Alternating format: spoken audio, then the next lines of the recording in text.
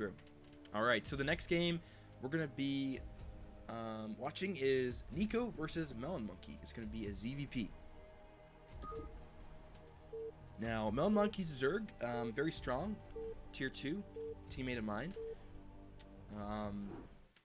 Likes the Pussy Zerg style.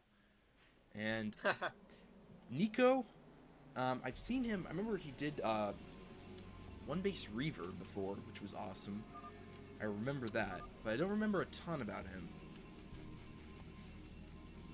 I have never played Nico, but I did play Melon Monkey in a ZVZ, and in that matchup, he really liked his 9 pools.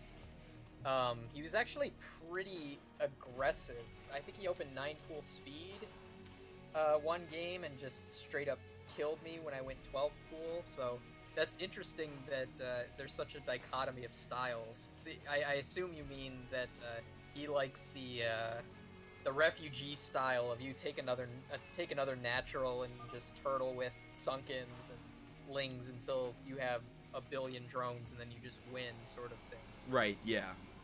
That's one of the same builds. Yeah. So that's interesting. I honestly suspect that every Zerg, until the end of time now, is going to default to overpool in this matchup, and there we go. That's an overpool right away.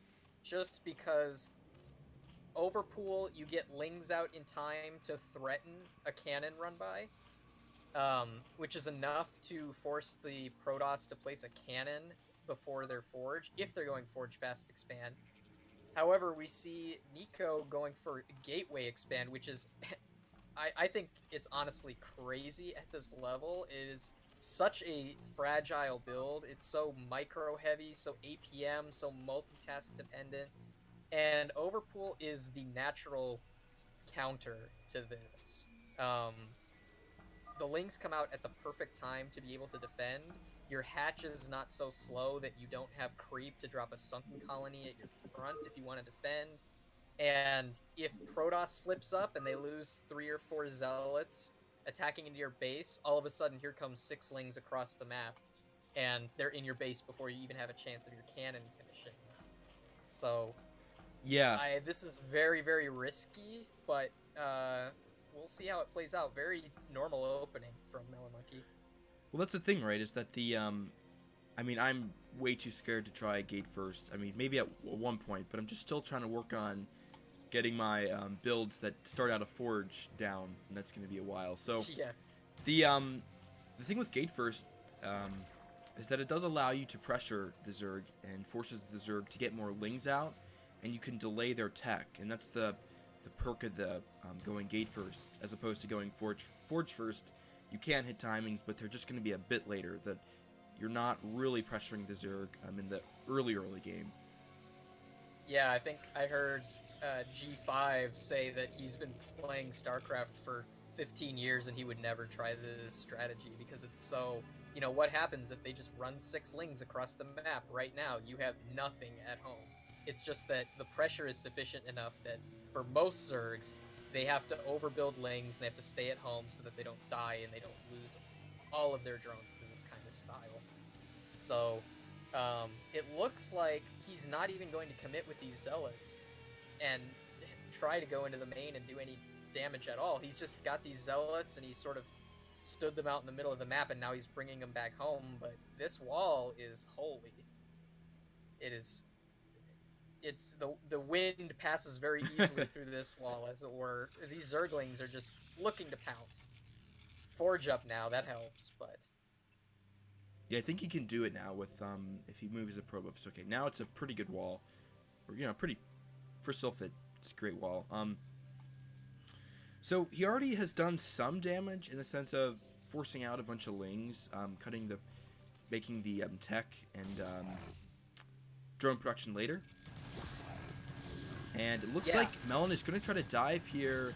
I don't think... Okay, Beast lost 1 zealot, and one is very low. He killed 4 lings, so that's a decent trade. That's an equal value trade, but normally you only need 3 Zerglings to kill a single zealot with micro, so I think he's okay. He's gonna try and just scare the Zerg out of attempting a dive. I mean, we don't even see a cannon started yet. Just now starting. He he had his Citadel almost halfway done before his cannon started. That is crazy. And so, because he's going for this tech path, this is definitely going to be some kind of aggressive early Zealot play, skipping the Stargate. Now, I think this is very risky because Melon Monkey's going for a Spire, which means... And he's got an Overlord in the base, so if he scouts the Citadel already completed, he's going to be able to just go Muta and fly in and kill him. Like, I don't know if there's anything that he can do. That's why this style sort of fell out of favor. It's so vulnerable to Mutalisk play. Well, I mean, his Stargate is starting right when his first Corsair should be out. the one thing is that if Beast is doing, or sorry, Nico is doing a build where he's committing to Citadel play, a lot of times players will just auto build 2 cannons in each mineral line, and that will deter some Mutalisk pressure until you can get up an Archon typically. I've seen Stargateless builds where you go for like a 8 Zealot 2 Archon attack, and if you have 1 Archon at home to defend, that's really all you need with cannons. Yeah, I think with this style, you're kind of just you're rolling the dice and hoping that Zerg is not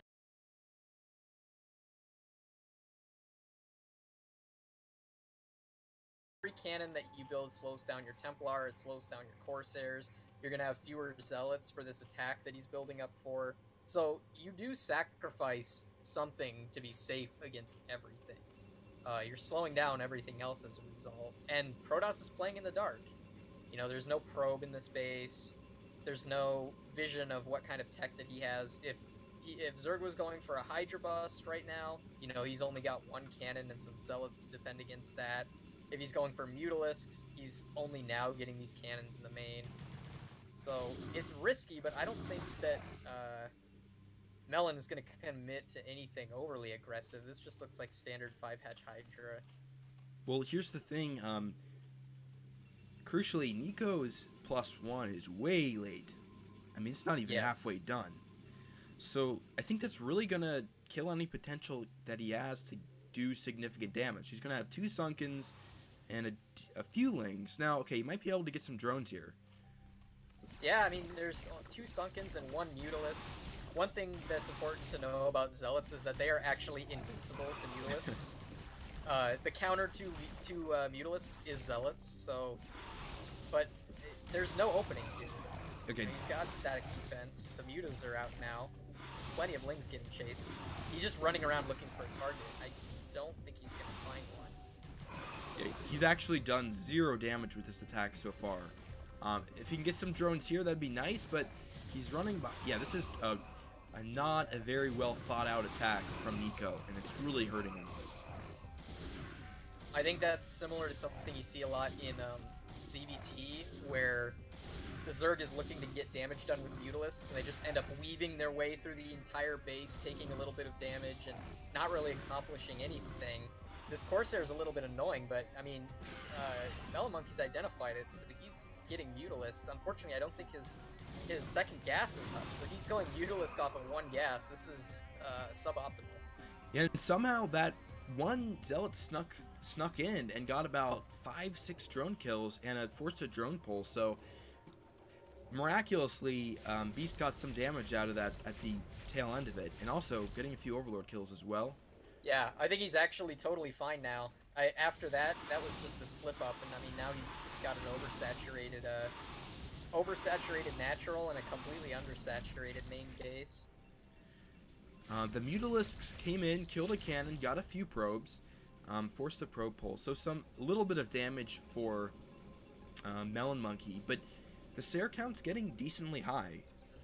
And is he going for +1? I'm trying to find the Cybernetics core. Yeah, he does have +1 on the way, so I think... Oh, no, can't you... yeah, if you're gonna lose Corsairs like this... Down from 4 to 2, his Corsair strength's cut in half. He's gonna need continuous Corsair production. Already got a couple queued up.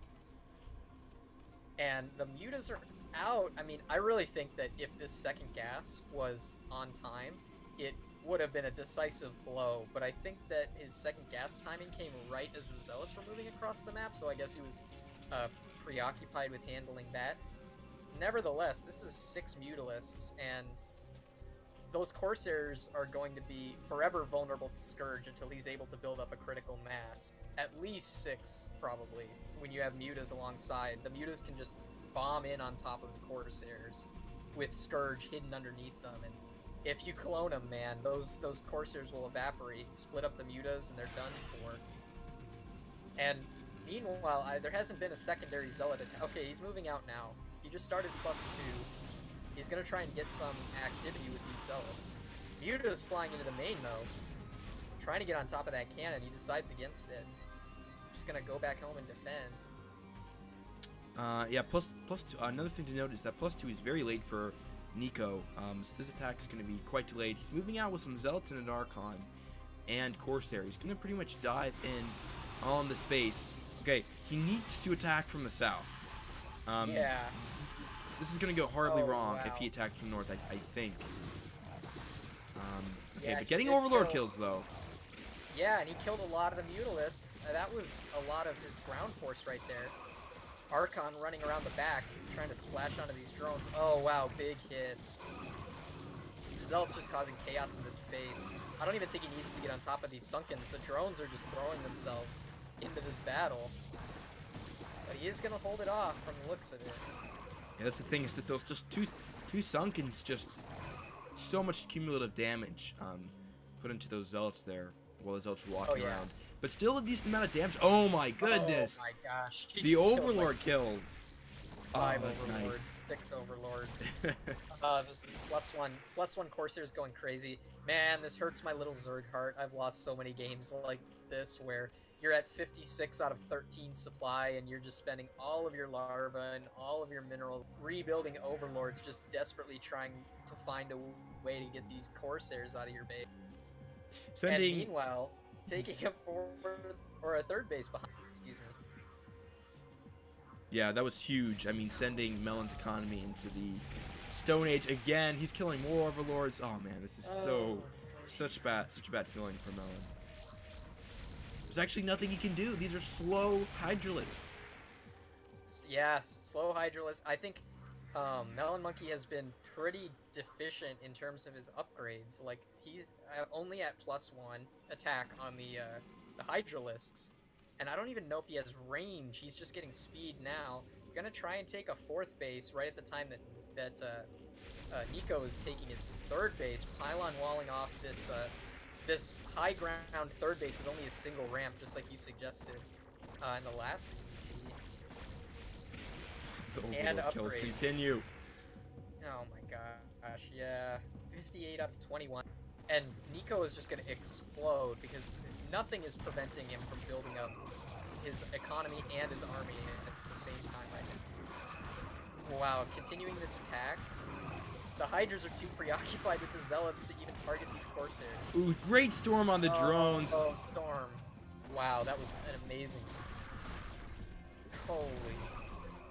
Wow, lurkers are here now, so that base will be safe for the meantime, but these Corsairs, there's still no answer to these Corsairs. Oh my word. Melon needs to get a Spore up. And I don't understand why he's not doing that. Yeah, generally you only need to build Spores versus 2 Stargate cores there, but this is just out of hand at this point. These Corsairs have +1. He invested into those Mutas and then lost them in an engagement with the Corsairs, so his Air Force was weakened, and now he's insufficiently upgraded Hydras to deal with this. Man, I don't think that Melon Monkey has been above like a 36 supply cap in several minutes. He's been around 50 supply since the 10-minute mark, since these Corsairs started rampaging. And I wouldn't be surprised, Nico's just on a patrol loop, just waiting for those Overlords to pop out, because he knows that's all that Melon Monkey can make. Nico's army production has been not bad. He did invest, a lot into these Corsairs, and he's a little bit behind in his macro, but he's getting his 3rd up. The problem is there's no cannons there yet, so these Lings can shut the space down. That's going to be a big plus for Melon. At this point in the game, Protoss needs a 3rd mining base here, and especially a 3rd gas. Yeah, a little bit of a blunder here, leaving this base undefended. And he's not even moving his army to defend it. Does he know? No reaction yet. Oh, now he pulls the probes. Yeah, this is a good stalling move. I mean, this might give Melon Monkey the space to, wow, those Corsairs are still getting kills. Oh man, now, at least now he has a spore up at his natural, and at his third base. So this attack is cleaned up. I'm not sure how many probes he lost there, but he's going to be able to resaturate him. He's got 7 probes sitting at his natural, ready to transfer. Beginning to saturate this 4th base for Melon Monkey. And he'll actually have the prospect of a 5th base if he's able to secure that location, but Protoss is going to move across the map. I think the Protoss ground army is just too... You know, one thing is that, although Nico lost his first 2 Corsairs, he didn't lose any subsequent Corsairs, so he didn't actually have to produce out of those Stargates that much, which meant he was able to invest more of his bank into his ground army, so his ground force is actually going to be really intimidating. There's 6 Templars in this army. Okay, are you getting any Unless choppiness? He morphed a few into yeah, I am. It's a little bit Oops. laggy. Sorry, I accidentally just... I'm gonna that's pause okay. it for a second. Apologize for that, guys. My internet is spiking up and down. Seems like it's better now. Yeah, it looks okay. All right. I guess you can just always re-pause it again if it's too choppy. Oh, it's chopping. Oh yeah, it's a little bit choppy. Oh, it looks better now though. So it looks like he's gonna attack into the natural. Wow, look at these storms. Storms on the eggs. He's just gonna storm these lurkers and then push in. I do like, I have to say, I like the positioning of these Sunkens. It's very hard for these Zealots to get a surround. It's right by where these units are gonna reinforce, but I think if those Sunkens go down, this base is forfeit. Some great drone kills with some storms on the base. Melon Monkey's economy is still so hurt, and it looks like most of the lurkers are cleared. He's got one here, but there's an obs just in range, so the defenses are now gone for Melon Monkey at the 3rd. That base will fall, and he doesn't have much production coming as well. And you know, there's actually not that many hatcheries behind this to reproduce. He's only got 5 hatcheries total. This is 16 minutes into the game. You really want, you know, at least 8 or 9 hatcheries on 4 base by this point, but he's only just got 4 base. So losing all these drones is a huge blow. Even if he holds this off, he's going to have to dedicate all of his larvae to making drones, which he's not doing. He's making lings desperately to try and defend. He's just ransacking the space right now. Please, no more Overlord kills. This is so hard to watch. Some of these kill counts on these Corsairs is insane. Yeah. 10 Overlord kills on this one Corsair, 7 on another. This is unbelievable. And this is just something that can happen, you know, in PvZ. This is Protoss getting revenge for all the times that Lings ran past their cannons. And got Hydra busted, you know, Mutas fly into their main. Sometimes they get to rampage around with +1 Corsairs and kill all your Overlords, and there's nothing you can do about it. Yeah, it really is a great feeling as Protoss, and it's got to be so frustrating for Zerg. I honestly feel for Melon in this position. It definitely is, but you know, there's ways to avoid. GG is called. There's definitely ways to avoid getting run over by that big Corsair ball. One of them is just to hit a timing right as they're building constant Corsairs and investing in that +1. The thing about Protoss is they're investing in an air army that can only hit, and they're investing in a ground army that can really only hit ground, early on anyway, because it's a mostly Zealot-centric. So if they invest heavily into Corsairs, that means they're not investing into their ground army, which means their ground defenses are going to be weaker. So as Zerg, you either want to invest in this big air army that's going to crush their Corsairs and then counterattack, or a big ground army that's just going to sort of ignore the Corsairs and try to roll them over on the ground. But again, once you get into that sort of windmill situation where you're losing Overlords all over the place and all you can spend your money on is more Overlord, the Protoss is making progress towards the late game and you're stuck at that same level. So Well played for sure by Nico, abusing those Corsairs. You know, even after he lost his first two Corsairs, was not afraid to just continue Corsair production, go for that air heavy style. Really, really well done. Yeah, and in the early game, there were points where I wasn't. Nico's build seemed a little bit. You know, he missed some upgrade timings, like the +1 crucially, and it seemed a little bit fragile. Oh Now, yeah. one thing I was thinking about the +1 I didn't realize is that I was using timestamps based off of a forge opening as opposed to a gate opening, so it probably Yeah. will be later just by the virtue of it being a gate opening. But still, even with that, there were points where I honestly thought Nico wasn't in a great spot, but he kept on with that gate opening, and that's the thing is that the game is totally different from any game I play with the forge opening, just because the Zerg's build order is different. You know, they're producing lings and their tech is so much later. And if a Oh Zerg's yeah. not familiar against um, Zerg is not familiar with playing against that, like they only get forge on ladder, and most games in CPL are ladder. I think it can be a great way. It can be a strong move to unsettle the Zerg. Oh yeah, and make no mistake, he took risks to get into that position. That was a very risky game. Opening gateway first against Zerg is ballsy to begin with. And then Yeah. on top of that, going for Citadel before Stargate is a risky move in itself. And I think if Melon Monkey had that faster second gas, he would have been able to punish it with the mutas better. But regardless, you know, taking those risks in his case paid off. You know, that Zealot harass, initially ineffective, once the Corsairs were in play, was absolutely brutal, just resetting Melon Monkey over and over again. So, very interesting, and you're definitely right. Far different from a regular Forge